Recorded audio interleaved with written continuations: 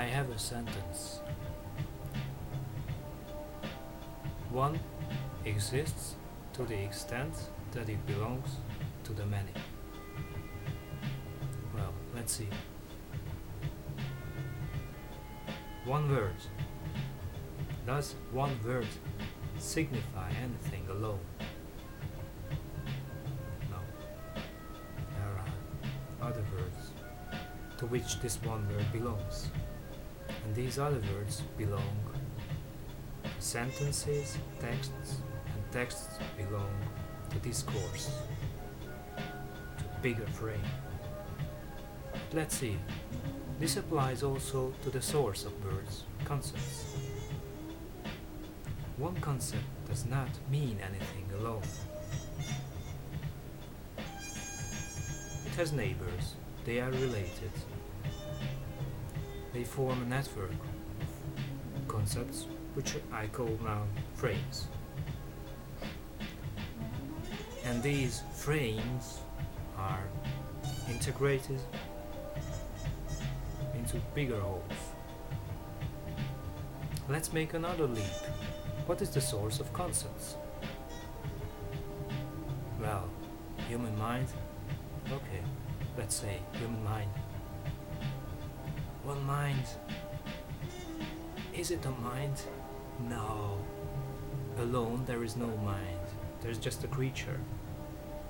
I was born, and here there are others, and we are related. An individual belongs to other individuals who are integrated into families, and contemporary individuals. They are integrated into wholes like society, the human race, and so on. Well, is this the end of my line of thought here? Not really, because so far what I have talked about is just this. There's one,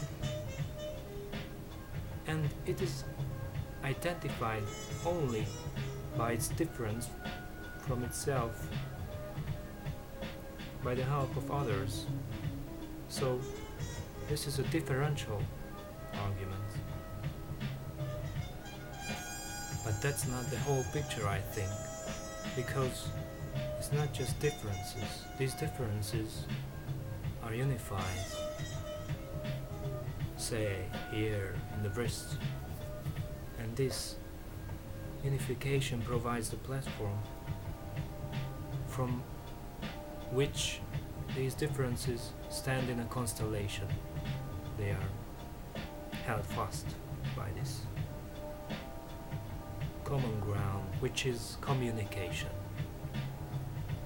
Yes, communication. This is a fundamental aspect to life. So in this sense, do I say that the one exists to the extent that it belongs to the many. There is nothing alone.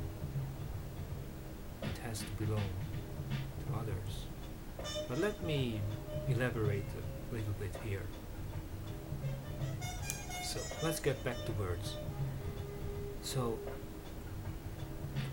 words refer to things, and the identity of the reference is dependent upon the interrelation of words.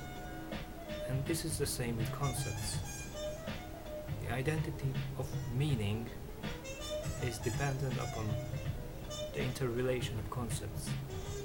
Hence, the identity of the self is dependent upon the interrelations of selves, and they are connected by the underlying force of communication. That's a fundamental communication. Yeah. 1, 2, 3, 4, 5, 6.